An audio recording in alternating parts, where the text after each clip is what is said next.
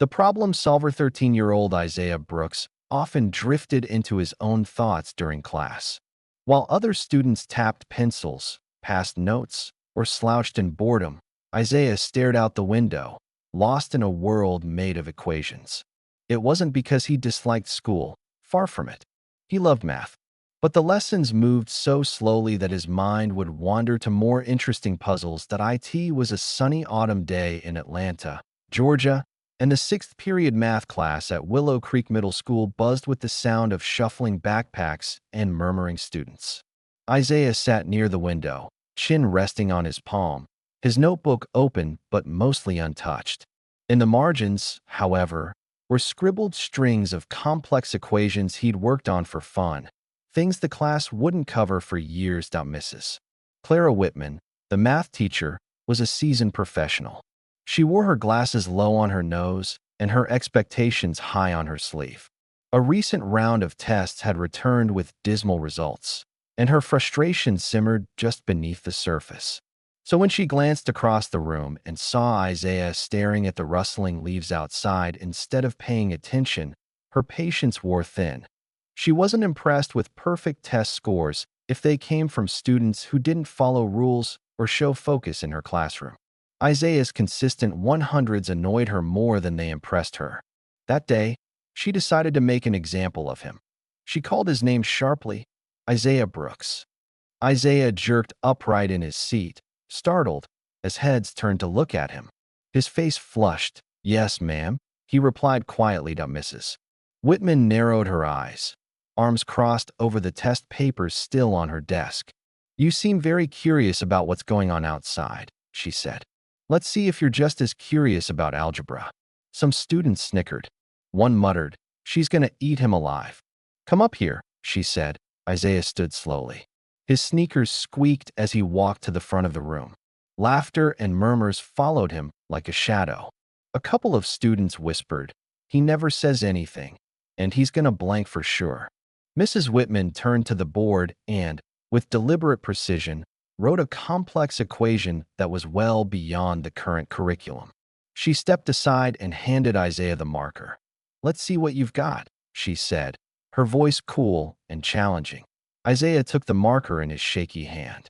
His heart pounded in his chest. For a moment, his mind went blank.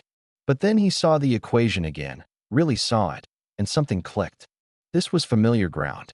It was something he had already solved in the quiet of his bedroom, for no reason other than it intrigued him.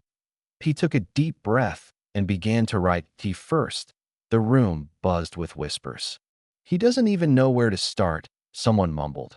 But then the tone shifted. "Wait, is he actually doing it?" a girl near the back whispered. Isaiah moved with growing confidence. He simplified the fractions, isolated variables, and rewrote expressions with clear, neat precision. His mind moved faster than his hand, but he kept up, step after step. The equation unraveled in front of him, but by the time he circled the answer and capped the marker, the room had gone still. Every student stared. Even Mrs. Whitman, still standing near her desk, looked momentarily stunned. She walked over to the board and traced each step of Isaiah's solution with her finger. Her lips moved as she checked the math, and her expression tightened briefly. Then she nodded. "This is correct," she said finally, her voice softer as a ripple of surprise moved through the class. Then someone clapped, just once. Another joined in. Soon, the whole room filled with applause. It wasn't mocking. It was genuine. Isaiah stood frozen, unsure what to do. His face warmed again, but this time it wasn't from embarrassment. It was something else. Something new. Pride. Mrs. Whitman turned to the class. "This wasn't luck," she said. "This is what it looks like when someone truly understands the material." Isaiah didn't just get the answer. He broke it down, step by step, and explained it with clarity. Isaiah returned to his seat, head held a little higher. The students who used to ignore him were now watching with new eyes. Whispers spread, but they weren't unkind. They were filled with awe. After class, Mrs. Whitman called him to stay behind. Isaiah approached her desk, unsure of what to expect. She studied him for a long moment before speaking. "Isaiah, I owe you an apology." He blinked, confused. For what? I misjudged you, she said plainly. I assumed your silence meant you didn't care. I assumed you were distracted, not curious. That was a mistake. Isaiah looked down, his voice barely audible. I don't like drawing attention. She nodded. But you have a gift. You see things others don't.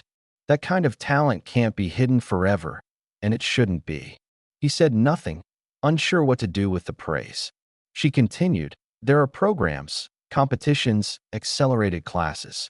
You could be doing work years ahead of your grade. Isaiah's mind raced.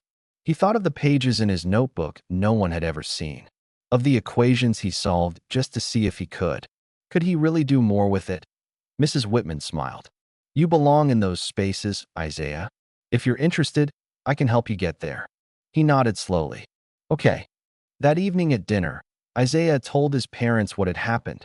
They listened, wide-eyed, as he described solving the equation and how the class reacted.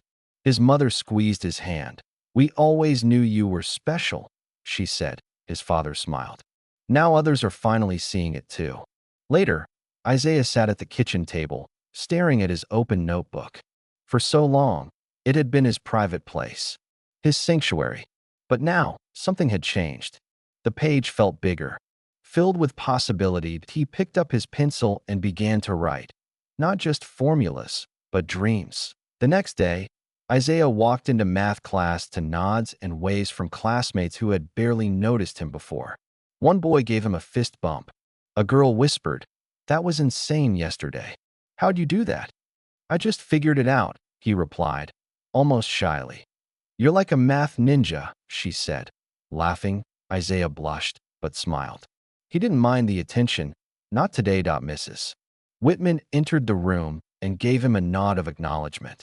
When she called on him during the lesson, he answered clearly and confidently. The class listened. Even the loudest students fell silent when he spoke. After class, Mrs. Whitman pulled him aside again. "I spoke with the district's math program director," she said. "There's an advanced track for gifted students. They meet twice a week after school.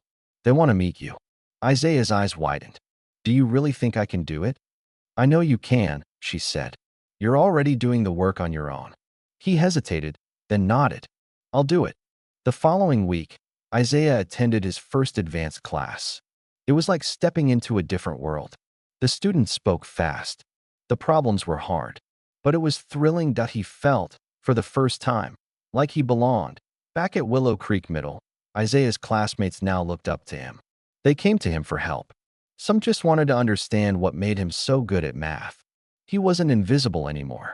And surprisingly, he didn't mind Mrs. Whitman, too, began to see her class differently.